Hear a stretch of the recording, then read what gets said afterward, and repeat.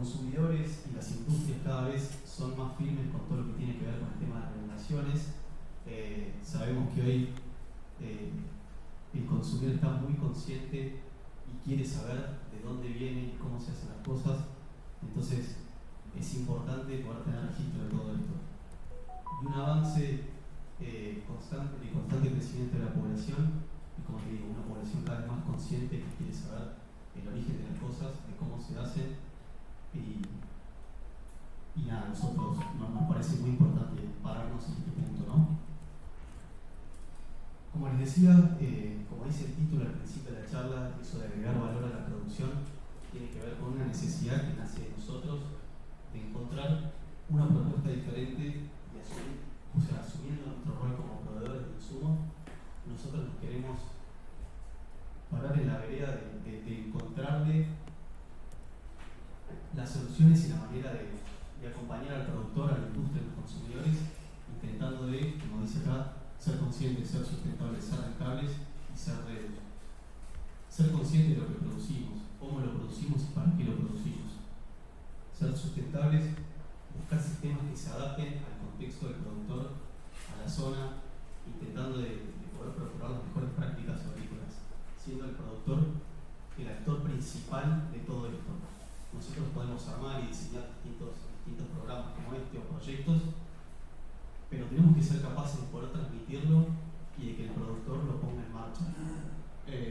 Ser rentables, como les comentaba al principio de la charla, nos parece súper importante mantener la economía de los negocios, que el productor pueda seguir rentable, pero no de una mirada lineal, de simplemente fijarse en lo económico, sino también atender las otras cuestiones que tienen que ver con cuestiones sociales y ambientales. Ser Redus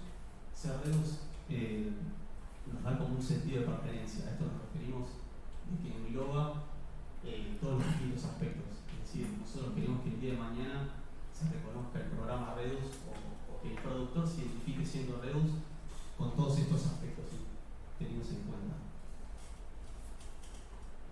Como les decía, es un programa de triple impacto que tiene en cuenta estas tres cuestiones. A mí me gusta describirlo como tres patitas de la mesa, ¿no? Donde está lo económico, lo ambiental y lo social, siendo el centro de la mesa el eje principal que nosotros queremos atender. Es decir, si no atendemos o no le prestamos atención a cualquiera de estas tres patas, vamos a tener inestabilidad o no vamos a hacer el foco que queremos hacer.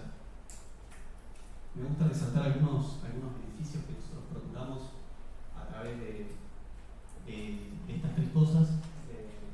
Nosotros dentro del programa incentivamos y vemos beneficios económicos a aquellos productores que quieran sumarse a esto. Buscamos producciones que tengan mayor rentabilidad e incentivamos al productor a meterse o insertarse en mercados alternativos, que cabe un diferencial más por hacer las producciones de manera consciente. Todo lo que tiene que ver con cuestiones ambientales, obviamente como bien dijimos al principio, el programa Redus es un programa de reducción de residuos a cosecha, entonces mitigar ese impacto que tiene el producto de síntesis química en la producción, reduciendo esa huella, cuidando la biodiversidad donde se desarrolla la producción y el contexto del productor. Todo lo que tiene que ver con cuestiones sociales, la inocuidad alimentaria, las zonas de amortiguamiento, como se conocen hoy en día, poner en contexto lo que es el crecimiento y el avance de la frontera de las ciudades. Cada vez el productor en muchas zonas se está viendo rodeado de vida real, y son cuestiones a tener en cuenta, a mejorar las prácticas para poder convivir en armonía entre ambas partes, y obviamente para la salud del operario que está trabajando y en constante contacto con productos. Nos parece súper importante por ahí llevar seguridad a quienes están en el día a día trabajando con estos productos. Acá me voy a detener un segundito. Nosotros estamos trabajando muchísimo y llevando a cabo este programa en la zona de Corrientes, en la zona de Villavista, todo lo que es el cinturón hortícola, con productores que realmente se vieron muy identificados con este programa por esto último que les mencionaba antes, cuestiones de insalubres para los aplicadores. Él es Emilio Aguirre, es un productor que trabaja con un sistema de ingeniería, es decir, trabaja en sociedad con sus empleados, y él veía que pasaban gran parte del día bajo invernaderos con productos bastante agresivos para ellos. Entonces él vio en nosotros la posibilidad de ofrecer mejores condiciones para sus operarios. La semana pasada estuvimos allá en Santa Lucía, charlando un poco con productores y demás. Realmente notan un cambio grande en todo lo que fue la incorporación del programa de los servicios. Es un mini videito no sé si se puede poner play. Son unas pequeñas palabras que dijo Emilio en la conferencia.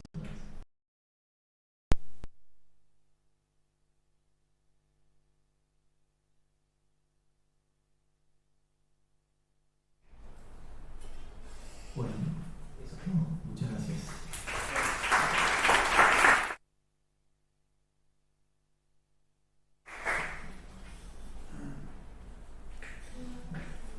Bueno, muchas gracias, Juan. Muy interesante.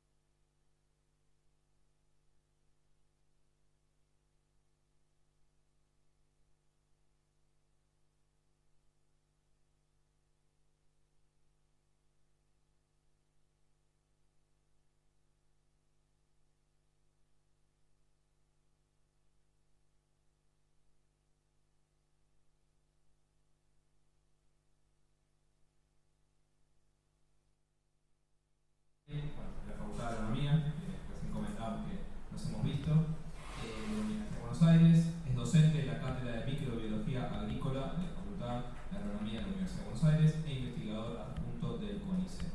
También es miembro de la Comisión Nacional Asesora de Biomateriales, COBIOMAT, dependiente de la Dirección Nacional de Bioeconomía, Subsecretaría de Producción Agropecuaria y Forestal.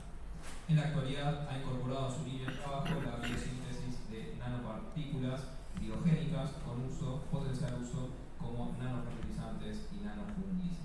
Así que bueno, le damos la palabra.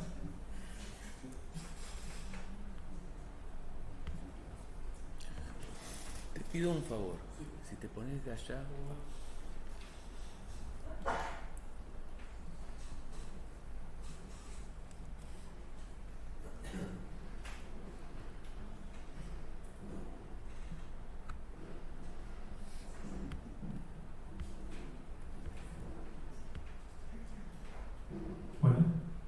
Bueno, antes que nada quiero agradecer al CEPIA por la invitación y a todos ustedes por estar acá presentes. Bueno, hoy les voy a hablar un poco sobre microorganismos y cuáles pueden ser las innovaciones que se vienen pensando de acá en adelante para ver cómo los microorganismos pueden ayudar a realizar una producción agrícola más sustentable. Para ingresar un poco en el tema, me gusta esta diapo porque habla sobre todas las relaciones que existen entre las plantas, los patógenos, su ambiente y microorganismos benéficos. Si miramos un poco la imagen, tenemos relaciones que se dan entre patógenos y plantas, ¿sí? Relaciones de tipo mensalismo, en donde los patógenos influyen un daño sobre los cultivos, generando pérdida de rendimiento, o pueden haber relaciones entre ellos de competencia, donde ambos compiten por recursos, ¿sí? Después también hay relaciones entre patógenos y bacterias promotores de crecimiento vegetal o microorganismos, ya sean hongos o bacterias promotores de crecimiento.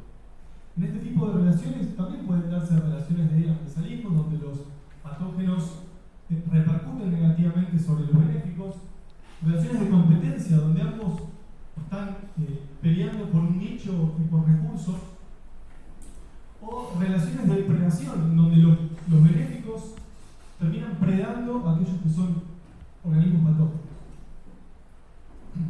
Después tenemos también cómo las relaciones pueden ser benéficas entre microorganismos y plantas.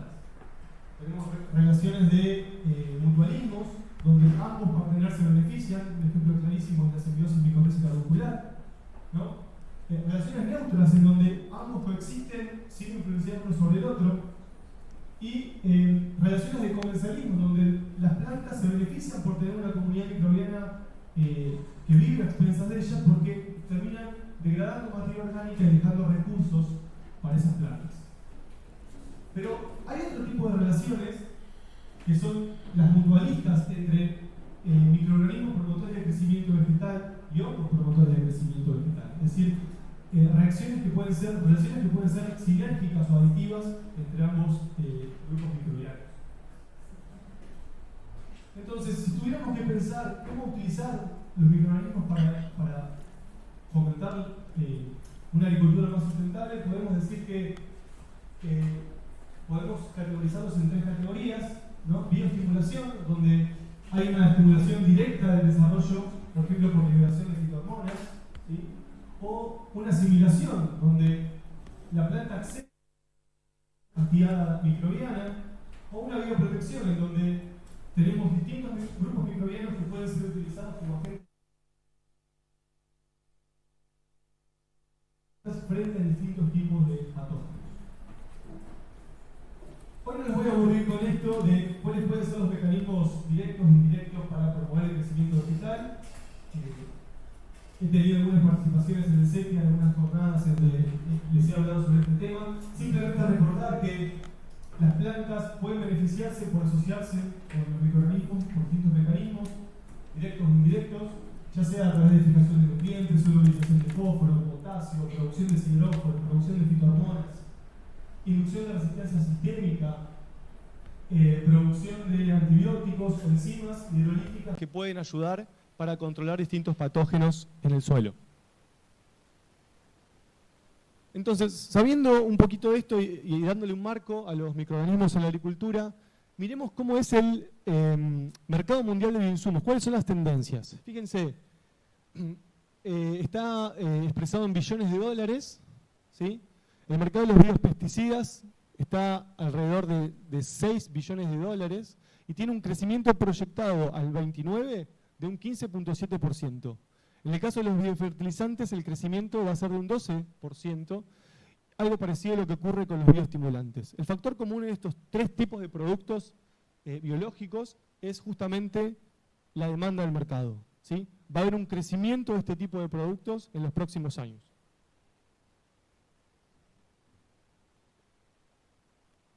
Esta figura está tomada de un metaanálisis realizado este año, donde se trató de hacer un compendio entre todos los productos registrados en Argentina y los productos registrados en Brasil, biológicos, ¿no? Productos biológicos, para ver cuáles son los posibles usos que tienen los microorganismos, estos microorganismos aislados en Argentina y en Brasil. Si se fijan, la verdad que hay muy poca caracterización en lo que sería el mercado argentino. Tenemos fertilizantes o inoculantes, bastante cantidad de productos y productos más de terapéutica vegetal, una mucha menor cantidad de productos. ¿Esto por qué se debe? Y bueno, justamente porque la regulación en nuestro país es muy estricta para registrar productos a base de terapéutica vegetal, ¿sí? Por ejemplo, biofungicidas. Y estos productos que podrían ser registrados como biofungicidas a través de terapéutica vegetal, terminan siendo registrados como biofertilizantes. En el mercado brasilero ocurre justamente lo opuesto. Hay una promoción de la inscripción de productos más sustentables, es decir, que tengan menos toxicidad. Entonces pueden ser registrados a través de productos útiles para la agricultura orgánica. Este tipo de registros, ¿sí?, entra por fuera de la ley de plaguicidas o de productos que podrían ser un poco más tóxicos, entonces la regulación es mucho más laxa. ¿Cuáles son los microorganismos más registrados en nuestro país? Bueno, bacterias del género Rhizobium, ¿sí? Fundamentalmente Rhizobium japonicum, Azospirillum brasilense. En cuanto a terapéuticos, bueno, tenemos Trichoderma, Bacillus thuringiensis, ¿sí? ¿Qué pasa en el lado brasilero? Empiezan a aparecer otro tipo de productos. Hay más registros de, por ejemplo, Beauveria bassiana o Metarrhizium. También hay un mercado mucho más amplio en lo que es registros de productos a base de Bacillus, distintas especies de Bacillus, ¿sí? Ya sea como biofertilizantes o como biofungicidas. En este mismo metaanálisis se realizó una encuesta, una entrevista a distintos rangos jerárquicos, distintas empresas que ocupan el mercado argentino y el mercado brasilero, y se les preguntó en qué estaban trabajando, qué era lo que estaban investigando en este momento, cuáles iban a ser sus desarrollos en los próximos años. Y lo que se ve, fíjense que muchos de ellos están trabajando en inoculantes, ¿sí? Calidad de inoculantes, la concentración, cuál es el título indicado para un producto, relación a osmoprotección, es decir, cómo hacemos que los productos biológicos se mantengan protegidos una vez que son liberados del packaging, ¿sí? Mejoras a nivel de formulación. Algunas pocas empresas empiezan a hablar sobre pools, es decir, trabajar sobre consorcios microbianos, no utilizar sobre un único microorganismo, sino trabajar con una combinación de ellos, ¿sí? A nivel de solubilizadores, extractos, acaricidas, fungicidas. Bueno, varias empresas han prestado esta información y dan un marco de en qué es lo que se está trabajando actualmente. Ahora, si bien empiezan a aparecer incluso en el mercado argentino productos a base de consorcios microbianos, es decir, más de una única especie que está creciendo, que va a aportar, beneficios para los cultivos, todavía son escasos este tipo de productos, ¿sí? En general, los inoculantes son axénicos, ¿sí? Es decir, inoculante a base, por ejemplo, de Brachyzobium japonicum, fijador de nitrógeno, nada más, ¿sí? Y después uno podría colocar otro tipo de producto, pero no en conjunto, como por ejemplo una bacteria solubilizadora de fósforo, pero que no están coexistiendo en el mismo lugar. Entonces, ¿por qué se hace eso? Y bueno, porque es fácil producirlos, ¿sí? Realmente es bastante sencillo hacer un escalado de un bioinoculante fundamentalmente bacteriano, ¿no? Ya trabajar con hongos es un poco más complejo.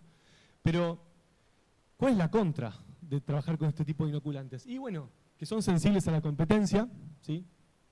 Hay que competir con los microorganismos nativos del ambiente, son sensibles al estrés ambiental y con suerte tenemos dos mecanismos de acción distintos. Es decir, un único mecanismo puede actuar, no más de dos, en general, mecanismos de promoción de crecimiento vegetal. ¿Cuál es la vereda opuesta? Y bueno, los bioinoculantes en forma de consorcios, donde, por supuesto, es más difícil desarrollar este tipo de productos, porque hay que evaluar si son compatibles o no este tipo de productos, pero tenemos más mecanismos de acción, una plasticidad funcional y que termina dando justamente una mayor adaptación al ambiente y a todo el microbioma que está asociado a distintos cultivos. Entonces, cuando pensamos en consorcios microbianos podemos pensar en distintos mecanismos de acción, pueden ser un mismo producto, puede estar controlando patógenos, puede generar una defensa sistémica inducida, puede también otro microorganismo del consorcio puede solubilizar fósforos y así ir atacando distintos frentes para promover el crecimiento vegetal. Entonces, si es tan relevante trabajar con consorcios, ¿cómo los diseñamos? Y bueno, hay distintos tipos de consorcios que se pueden diseñar. Uno son los artificiales, en donde se seleccionan de acuerdo a las capacidades existentes que se sabe de los distintos grupos microbianos, seleccionamos 2 o 3 cepas, una fijadora de nitrógeno, una productora de sideróforos, una solubilizadora de fósforos, que no coexisten en general, no están juntas, al menos en un título equivalente, pero las colocamos en un mismo producto y evaluamos su compatibilidad. Después están los sintéticos, que son aquellos que utilizan microorganismos genéticamente modificados para generar algún tipo de beneficio sobre el cultivo al que se lo va a aplicar. Y los semisintéticos son aquellos que complementan microorganismos genéticamente modificados con microorganismos naturales, digamos. Entonces, algunos trabajos de estos autores señalan distintas etapas en cómo desarrollar un consorcio microbiano exitoso. Hablan sobre pruebas de eficiencia en el control de patógenos directamente en las plantas, arrancar desde ahí, una evaluación preliminar de cómo se los podría producir en masa, una formulación a escala piloto, un escalado de la producción en masa, pruebas a campo y finalmente cómo integrar este tipo de nuevo producto con las prácticas que existen comúnmente en el campo. Ahora, digamos, esto no podría hacerse si no tenemos antes los microorganismos. No los probamos en laboratorio, hay que testearlos. Entonces, hay distintas formas de testear o cómo diseñar un consorcio microbiano.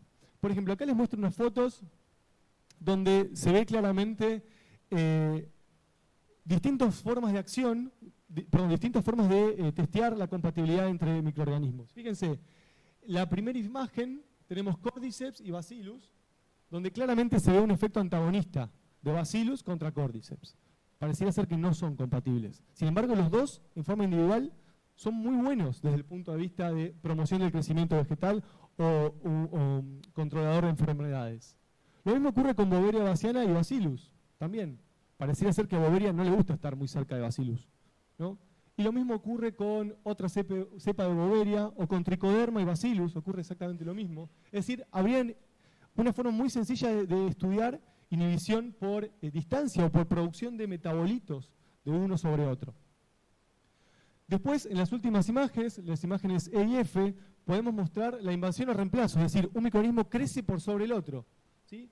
Es el caso de, por ejemplo, Cordyceps con Boveria, donde prácticamente Cordyceps crece por encima de Boveria, pareciera ser que no son bastante complementarios. Y lo mismo ocurre con Trichoderma y Boveria, ¿no? Donde Trichoderma avanza por sobre Boveria. Tenemos otras formas de investigar si son compatibles o no. Uno podría hacer, por ejemplo, el método de Agar en doble capa, es decir, hacemos crecer un microorganismo que libere todos sus exudados, retiramos ese microorganismo, ya sea por colocación de un celofán, retiramos ese microorganismo, no dejamos ningún microorganismo presente, ninguna célula de ese microorganismo que estuvo en ese ambiente, y nos quedamos con todos esos exudados, ese medio embebido de exudados que fue liberando a medida que fue creciendo. Y luego inoculamos distintas bacterias que nos podrían interesar para formular un producto en conjunto. Entonces vemos, por ejemplo, que puede haber incluso inhibición a nivel de exudados. O directamente hacer método de inhibición simultánea, donde hacemos crecer ambos grupos microbianos que nos interesan en forma conjunta y evaluar si hay algún halo de inhibición. Ahora, entre todo lo que podemos hacer in vitro y lo que vamos a ver realmente en el campo, hay un abismo, ¿sí? Entonces, ¿cómo hacemos compatible esto? Porque muchas veces vemos muy buenos resultados en el laboratorio que no se condicen con lo que se ve en el campo, o al revés. Cosas que nosotros veíamos que no eran compatibles en el campo parecieran generar buenos efectos a nivel de campo, ¿sí? Entonces, de por sí ya las pruebas in vitro dependientes de cultivo tienen falencias, ¿no? Los microorganismos están creciendo en un medio de cultivo, que ese medio de cultivo tiene nutrientes, uno le da condiciones ambientales que podrían no representar para nada las condiciones ambientales a nivel de nutrientes, a nivel de competencia y a nivel de espacio, ¿sí?, que hay en un ambiente real. Entonces, es a veces difícil generar un tipo de productos a escala de laboratorio que después se traduzcan en productos realmente que se puedan llevar al mercado. Entonces, ¿qué hacemos? Ante la escasez de recursos, ¿sí?, vayamos al campo y hagamos los ensayos a campo, ¿sí? De nada nos sirve caracterizar un microorganismo si no funciona en el campo. Entonces, gastemos los recursos directamente en probarlos a campo, ¿sí? Eso es al menos mi forma de pensar.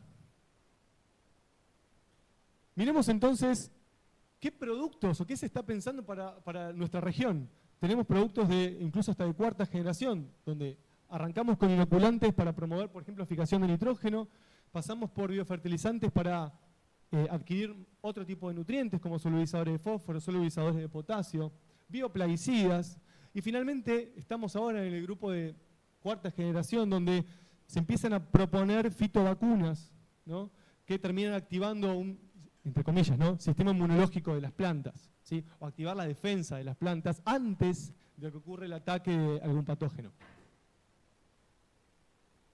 Entonces, si tuviéramos que mencionar cuáles son las innovaciones, bueno, tenemos a nivel de inoculantes, bioinductores, osmoprotección, pool de microorganismos, empiezan a utilizar más los consorcios, va a ir hacia eso, ¿no? A nivel fitovacunas, a nivel de producción de metabolitos, bioherbicidas, ¿sí?, y empiezan a incorporarse nuevas tecnologías a la producción de bioinsumos, como puede ser, por ejemplo, la nanotecnología. ¿Qué es lo que se viene? Entonces, partíamos de cultivos axénicos, consorcios microbianos, dijimos. Ahora, eso no es todo, ¿no? Empiezan a aparecer nuevos horizontes. Y uno de ellos puede ser la producción del biofertilizante directamente en el campo por productores.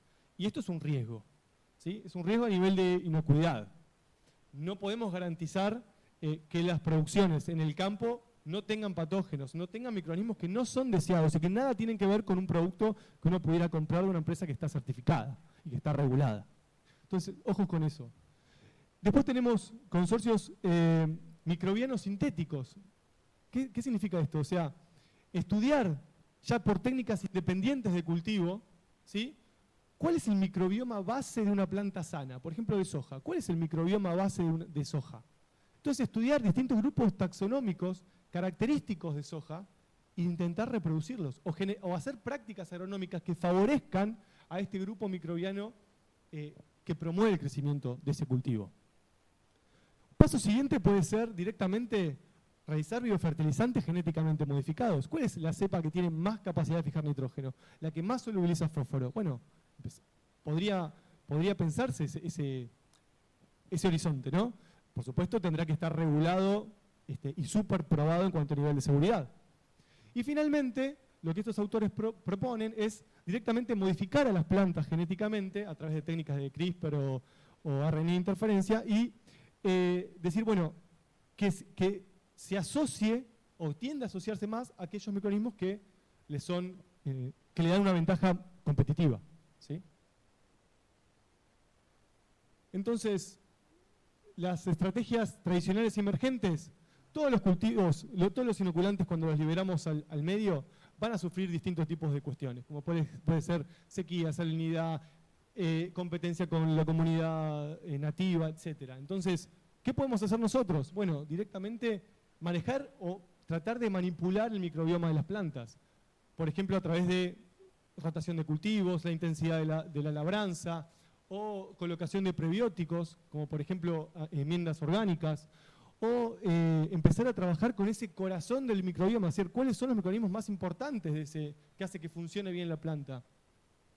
Y después empezar a incorporar nuevas tecnologías, ¿sí? Como puede ser, como dijimos antes, la biología sintética, ingeniería genética o incluso la nanotecnología para mejorar las formulaciones o para hacer que los microorganismos funcionen un poco mejor. Entonces, si tenemos efectos directos y efectos indirectos que nos pueden promover los inoculantes en los cultivos, y tenemos formas de sintetizar nanomateriales que podrían ayudar de alguna forma a que estos productos sean más eficientes a través de diseños de nanofertilizantes, nanopesticidas, nanosensores, bueno, habría que buscar la forma de cómo machear, digamos, este tipo de tecnologías. Y yo les estaba hablando de nanotecnología, pero no les conté nada de qué es nano, ¿no? Y bueno, si miramos entonces esta escala, vemos que la escala de los metros, si la dividimos por 1000, llegamos a los milímetros, el tamaño de los insectos. Si la dividimos de vuelta por 1000, llegamos a los micrones, el tamaño de las bacterias y los hongos. Y si a esa unidad la dividimos de vuelta por 1000, llegamos a la escala nanométrica, ¿sí? Es decir, la 1000.000.000ª parte de un metro, o sea, algo muy, muy pequeño. Y la nanotecnología justamente es la disciplina que permite crear materiales nuevos con diferentes propiedades mediante el control de la materia a esta escala, muy, muy pequeña. Ahora, yo les dije que cambian algunas propiedades de los materiales a esta escala pequeña. Bueno, entre las propiedades que cambian justamente son las intensivas, ¿no? Aquellas que no dependen de la cantidad de materia, como el color, la densidad, el punto de fusión. A modo de ejemplo, la plata tiene ese color, ¿no? A una escala digamos, una escala macrométrica. Ahora, si los vamos a la nanoescala, tiene este color ámbar, ¿sí? Por ejemplo, es una característica de cambio del estado al pasar de plata a nanoplata. Entonces, ¿cómo sintetizamos nanomateriales? Podría ser nuestra pregunta. Bueno, tenemos distintas técnicas, ¿sí? Métodos químicos, métodos físicos y métodos biológicos también. Métodos físicos y métodos químicos son bastante complejos desde el punto de vista que terminan dejando residuos que podrían ser tóxicos o dañinos para su posterior uso. Entonces surgen los métodos biológicos de síntesis como una herramienta promisoria para generar nuevos nanoinsumos. Entonces, la forma de síntesis es a través de un sustrato a una escala macrométrica y a través de distintos procesos llevarlo a una escala nanométrica, o ir al revés, desde los átomos hasta las nanopartículas, ¿sí? A estos procesos se les llama top-down o bottom-up, dependiendo de cómo se haga. Entonces, ¿qué aportes puede hacer la nanotecnología? Bueno, mejorador de suelos, producción de cultivos, agricultura de precisión, mejorador de cultivos, entre otros. Ahora, yo les dije que podíamos utilizar métodos biológicos. Bueno, los hongos son muy buenos candidatos para sintetizar nanopartículas. También lo son los extractos vegetales, pero los hongos tienen una gran ventaja. ¿Por qué? Y bueno, porque tienen, por empezar, es una síntesis biogénica, ¿sí?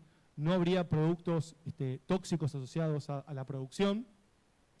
Los hongos tienen una alta producción de biomasa, una alta producción enzimática, pueden acumular metales.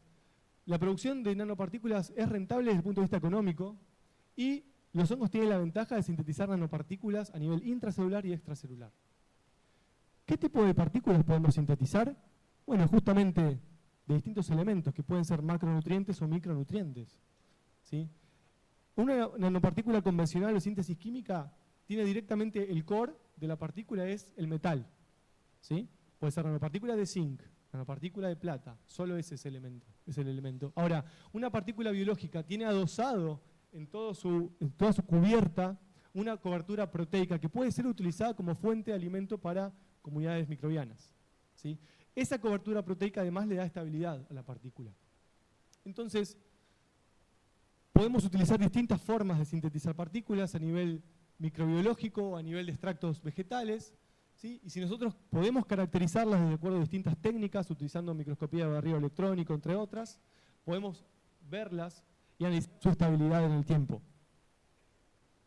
Este es un trabajo que les presento que hicimos hace unos años, donde sintetizamos nanopartículas de plata con el fin de ver si tenían potencial, si podían ser utilizadas como evaluando su actividad antimicrobiana, ¿no? Utilizamos un hongo para sintetizarlas, vimos que era posible sintetizarlas, ahí se ve la foto por microscopía electrónica, ¿sí? Se caracterizó por SEM la presencia de plata en esta partícula, se caracterizó que era la nitrato reductasa, la enzima que catalizaba la biosíntesis de la partícula de plata. Esta nitrato reductasa era sintetizada justamente por el hongo. Y se las empezó a analizar en cuanto a su potencial bactericida. Y fíjense que a medida que incrementan las concentraciones de nanopartículas de plata, baja el crecimiento de Pectobacterium carotoborum, una bacteria patógena, o a nivel humano, ¿sí? Un indicador de calidad que es Escherichia coli. En ambos ocurre exactamente lo mismo. Y si miramos un poco cuál es el efecto que podría estar desencadenando esta muerte de la biomasa microbiana, bueno, se evidenció presencia de especies reactivas de oxígeno justamente al incrementar la concentración de nanopartículas.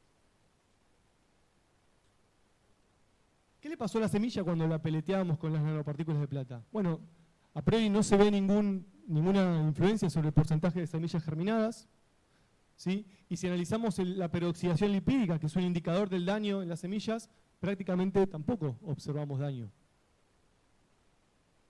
Un paso siguiente fue decir, bueno, tenemos nanopartículas biogénicas de plata, ahora tratemos de estabilizarlas un poco más para que aguanten más en el tiempo, no precipiten. Y una opción fue colocarle almidón, ¿sí? Un polímero de fácil degradación en el ambiente.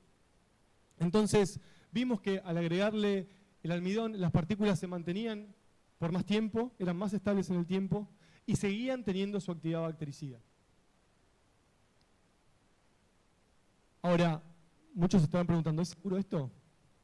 Y bueno, estamos investigándolo, pero a priori lo que les podría decir es que utilizamos el análisis ecotoxicológico utilizando un nemato que se llama C. elegans, que es un indicador de ecotoxicología, y lo que vemos es que, por ejemplo, el largo del nemátodo prácticamente no se modifica cuando se incorporan este tipo de tecnologías, en comparación con nanopartículas químicas, de origen químico, biológicas versus origen químico.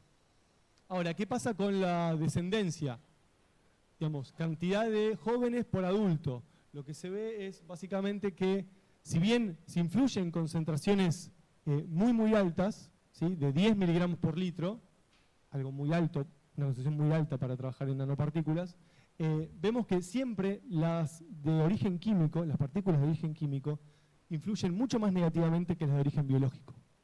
Y si analizamos la fertilidad, vemos que cuando utilizamos nanopartículas de origen biológico, aquellas que fueron sintetizadas con exudados fúngicos, no se influyó en la fertilidad del nemátodo.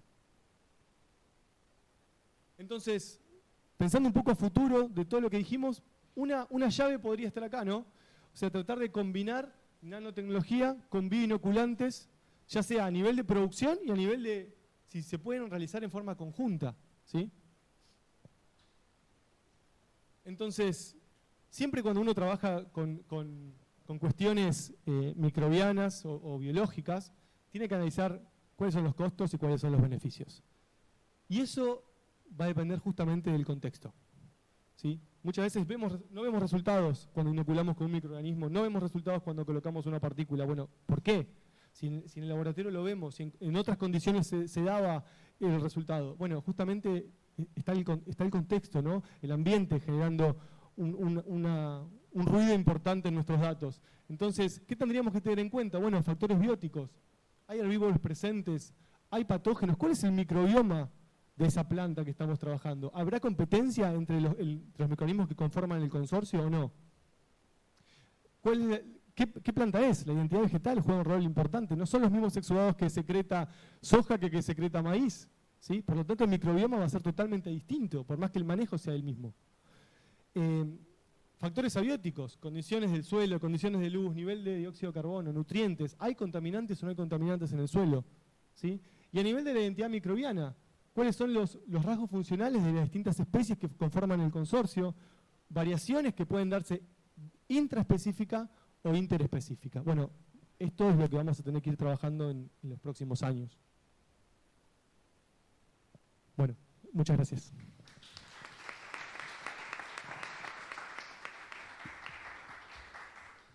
Bueno, muchas gracias, Federico.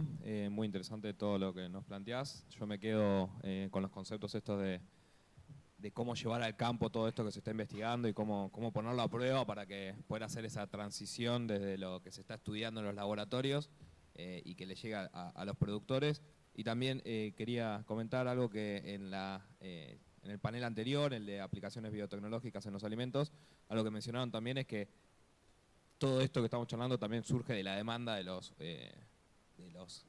consumidores, de nosotros mismos, que estamos buscando productos que sean sustentables, que sean productos que justamente cuiden al ambiente, y me parece que todas estas estrategias, más allá de que estamos un poco más atrasados que Brasil, creo que tenemos, es una oportunidad para desarrollar productos acá en Argentina. Tenemos todo por crecer. Vamos a continuar. Les recuerdo que seguimos en el panel de soluciones biotecnológicas y biotecnología. El QR de preguntas sigue habilitado, así que lo pueden seguir utilizando. Y ahora ya vamos con el último orador. Él es Gerardo Sánchez, licenciado en biotecnología por la Universidad Nacional de Rosario y doctor en biotecnología por la Universidad Politécnica de Valencia de España. Un saludo para Valencia con todo esto que están viviendo lamentablemente. Es investigador de la Estación Experimental Agropecuaria San Pedro del INTA desde 2005. Su especialización es la mejora biotecnológica de frutales y ha fundado actualmente es el director científico de la startup Biotango. Así que lo escuchamos. Bueno, buenos días para todos. Muchísimas gracias por estar acá. Yo estoy súper contento de poder participar de que es el primer congreso de el primer congreso bioagroindustrial. O sea, me parecía que era un vacío tener un ámbito donde podemos amalgamar varias cuestiones que tienen que ver con el agro y que hoy están faltando.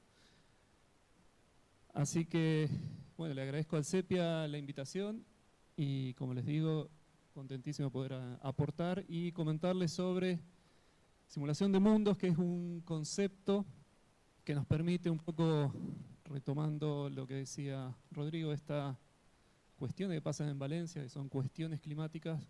Bueno, ¿hay alguna forma de poder proyectar lo que está pasando, por lo menos reducir esa incertidumbre? El futuro es totalmente incierto, sin embargo, lo podemos proyectar.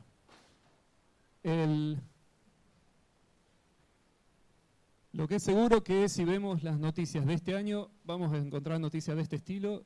Estas son un poco viejas, pero podríamos hacerlo este año. Me divierto mucho en LinkedIn con gente que empieza a poner los problemas que tienen en diferentes partes del mundo. Son todas noticias que tienen que ver con frutales de clima templado, pero lo podríamos llevar a cualquier otro cultivo. Y tienen que ver con que hay reducciones de rendimiento porque no llega las horas frío requeridas por estos frutales, o bien hay excesos de calor durante la cosecha y no se llega al tiempo, o sea, a tiempo con un peso adecuado o frutos deformados, y en los casos más extremos ya tenemos pérdidas del 80 o 100% de la producción a causa de eventos erráticos como heladas, principalmente heladas primaverales.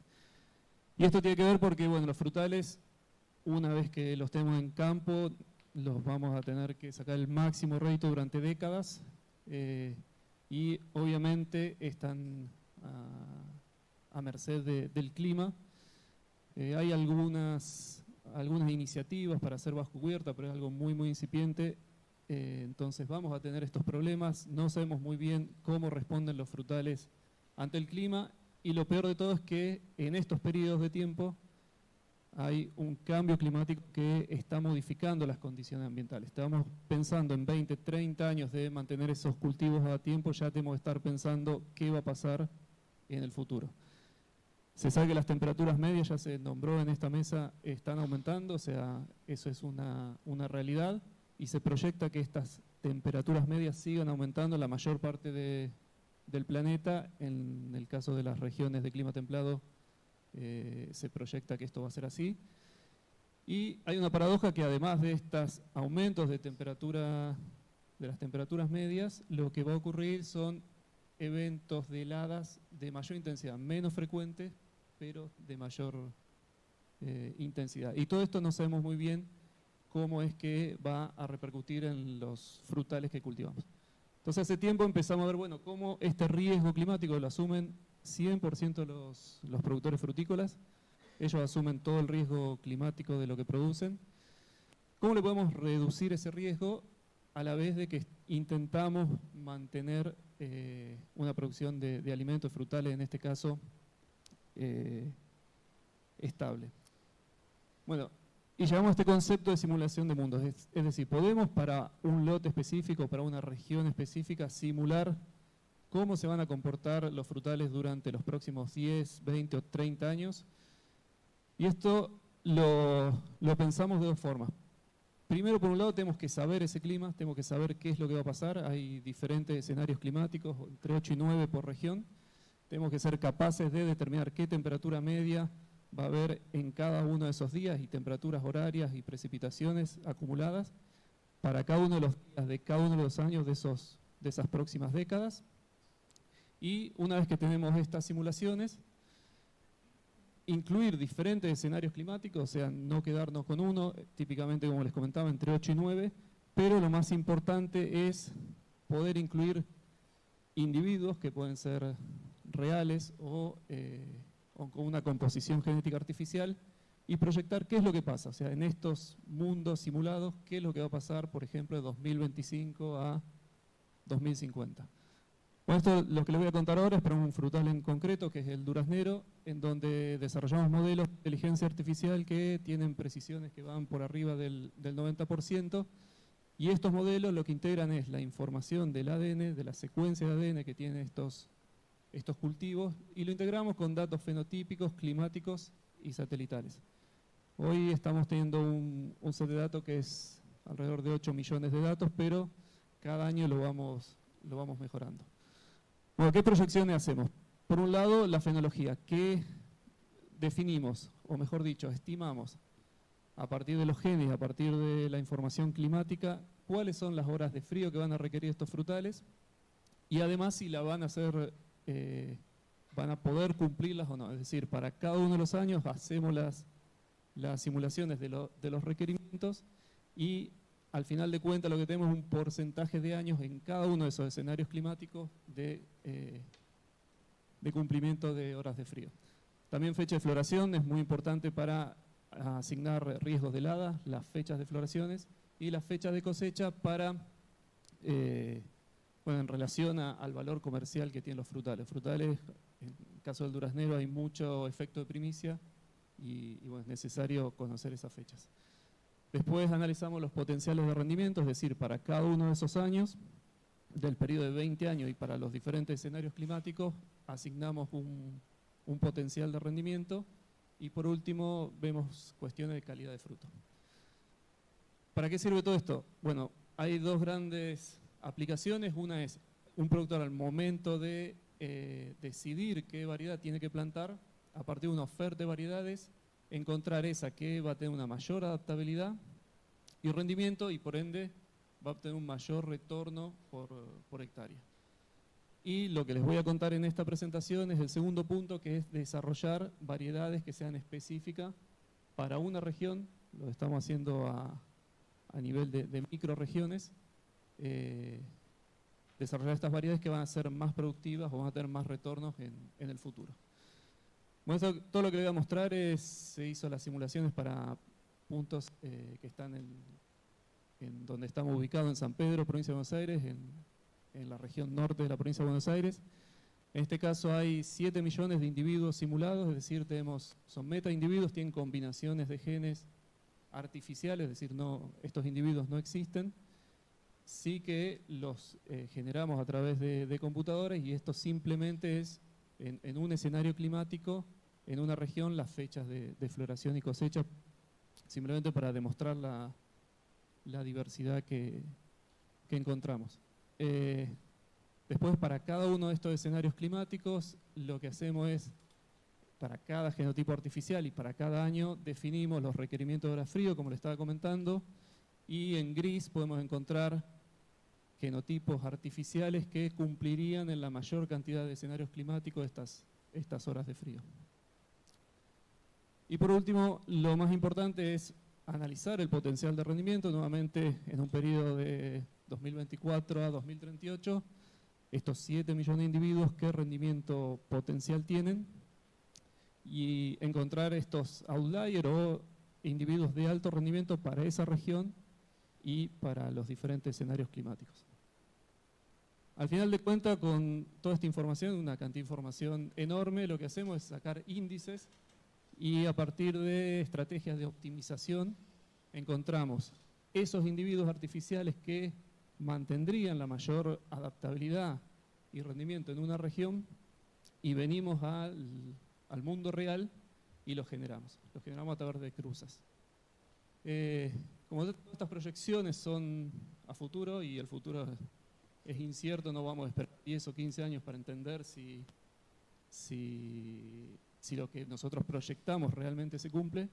Lo que podemos hacer son validaciones del tipo backtesting, es decir, con datos históricos, desarrollar el mismo proceso de razonamiento, hacer simulaciones con aquellos escenarios que fueron simulados en el pasado y probar si realmente el método funciona. Acá le mostramos un caso en particular donde una variedad que obtuvimos en nuestro programa de mejora logra prácticamente el doble de rendimiento de una variedad benchmark del mercado, o sea, una variedad que normalmente está en nuestra región, manteniendo el mismo riesgo de helada, las mismas fechas de floración y cosecha y un mayor cumplimiento de hora frío. Estamos continuamente incluyendo nuevas predicciones o proyecciones que tienen que ver con obtener un mínimo de porcentaje de carozo, es decir, que en todos los años y en todos los escenarios climáticos haya un mínimo de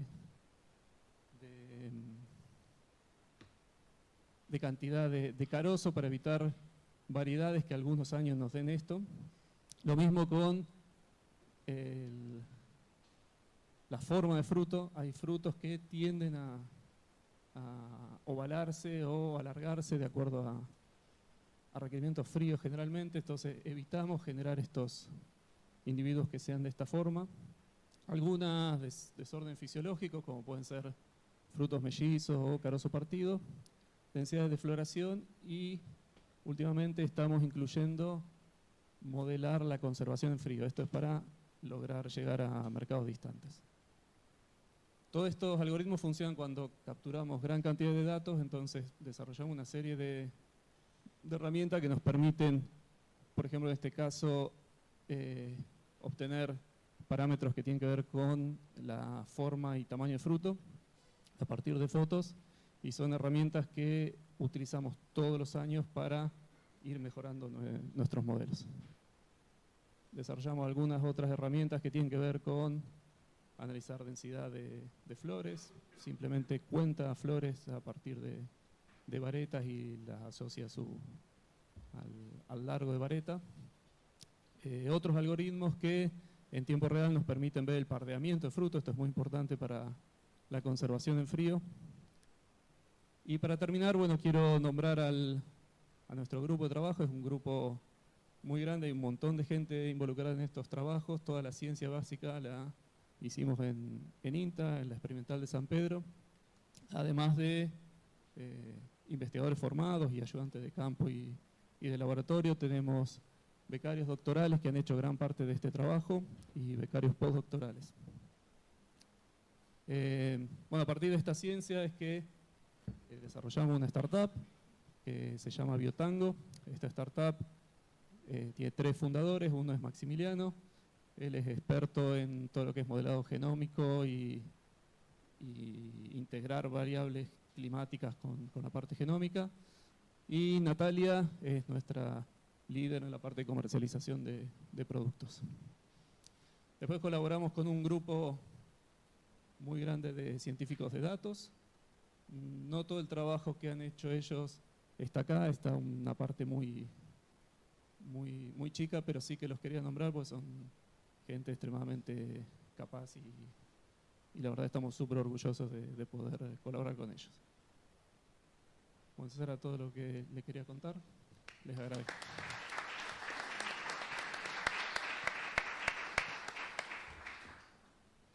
Bueno, muchísimas gracias, Gerardo. Muy interesante. Yo como agrónomo me quedo con el tema del desarrollo de cómo se utilizan estas herramientas para lo que es fitomejoramiento y desarrollo de nuevas variedades, que creo que eso es muy interesante, cómo se puede utilizar toda esta fuente de información y la interacción genotipo-ambiente, bueno, justamente como para generar frutos bueno, que cumplan con las condiciones necesarias del mercado. Tenemos acá unas preguntas para Federico, a ver qué nos puede decir. La primera dice, ¿cuál sería el impacto de los consorcios microbianos en la producción vegetal sobre la inocuidad alimentaria? Hola. Bueno, digamos, creo que todo este tipo de tecnologías, de bioinoculantes, consorcios y demás, es una tecnología mucho más amigable con el ambiente que otras tecnologías que se están utilizando hoy y que empiezan a ser un poco rechazadas por el propio mercado, ¿no? Entonces, en cuanto a la seguridad alimentaria, diría que digamos, vamos hacia eso, a utilizar, pero por necesidad y porque el mercado lo está demandando, productos más producciones más sustentables, insumos que prácticamente no dejen toxicidad. Entonces, digamos, habrá que compensar, digamos, algunas pérdidas que suelen dar los insumos convencionales de rendimiento. Bueno, habrá que compensarlas con mejores consorcios, con quizás bajar las dosis y utilizar consorcios. Entonces, digamos, es un manejo complejo. Nosotros no planteamos una idea de es un consorcio o es lo convencional. Digamos, es una mezcla de ambos, al menos en esta etapa, para asegurar una producción sustentable, ¿no? Digamos, la población va a aumentar, la cantidad de alimentos va a aumentar, digamos, desde el punto de vista de requerimiento de alimentos. Bueno, ¿cómo los vamos a generar? Y bueno, habrá que buscar estrategias que cumplan con lo que, digamos, que sean sustentables y que a la vez cumplan con la demanda. No sé si respondí. Sí, hay otra pregunta más. Hay otra pregunta más para vos. que tiene que ver justamente con este tema, que dice, ¿pueden generarse mutaciones y producción de toxinas siendo, bueno, peligroso para el alimento? Con respecto digamos, a ver, los microorganismos, sobre todo las bacterias, tienen transferencia horizontal de material genético. Digamos, una bacteria que quizás tiene algún plásmido que la caracteriza para, por ejemplo, no sé, una tolerancia a un antibiótico puede transferir ese plásmido a otra bacteria que no lo era y puede generar algún tipo de problemas. De hecho, son cosas que pasan comúnmente en enfermedades intrahospitalarias, por ejemplo. Digamos, no lo veo a nivel en el uso en el agro, ¿sí? Porque lo que estamos trabajando son con microorganismos que generan beneficios para las plantas. Y la otra parte de la pregunta era... si pueden generarse mutaciones y producción de toxinas. Y las toxinas sí, las generan los microorganismos patógenos, muchos de ellos generan toxinas. Por ejemplo, no sé, hongos del género Fusarium, está recontra descripto que generan toxinas y que son tóxicas, generan productos de muy mala calidad, pero no estamos trabajando con ese tipo de microorganismos. Perfecto, muchas gracias. Bueno, voy a agregar algunas preguntas yo, ya que soy moderador. Para Juan, te quería preguntar el tema de, vos hablaste de algunos predadores, no sé si yo que bueno vengo justamente del cultivo de cannabis y cáñamo, que se ve muy afectado, por ejemplo, por arañuela, ácaros, trips. ¿De eso ustedes están comercializando algo, tienen o cómo lo vienen trabajando? Sí, Rodrigo, nosotros tenemos un insecticida, un acaricida, el Cinaboost, que es un producto que es un extracto específico de la molécula del cinamaldehído de la canela, que actúa específicamente para atender esas problemáticas. Hoy lo estamos desarrollando mucho en la zona de Catamarca, en la zona de Andagalá, donde tienen muchísima incidencia de arañuela sobre el cultivo de tomate a campo. En Mendoza, sobre tomate, parte en Córdoba, y próximamente estaremos realizando un ensayo en Patagonia, en el Bolsón y la región del Alto Valle, que no me acuerdo dónde es, pero sobre el cultivo de lúpulo.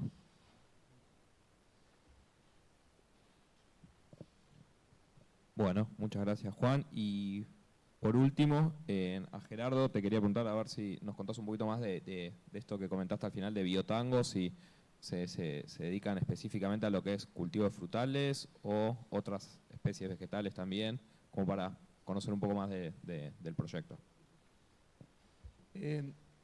Biotango tiene prácticamente un año y bueno, este año tuvimos como mucha atracción, o sea, la solución tuvo como mucha aceptación en el mercado y eso nos obligó a probarla en otros cultivos.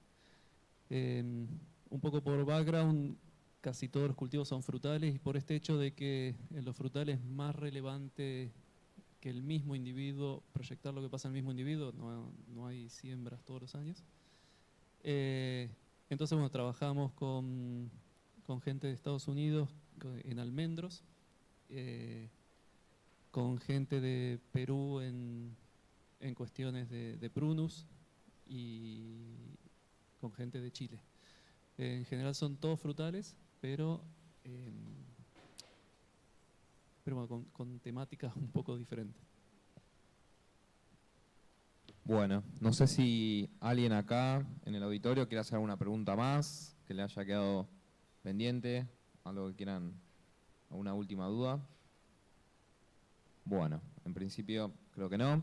Así que bueno, agradecerles a todos ustedes por estar acá, por participar, obviamente a todos los oradores, muchas gracias. Y bueno, a Sepia por hacer este primer congreso bioagroindustrial posible. Así que muchas gracias.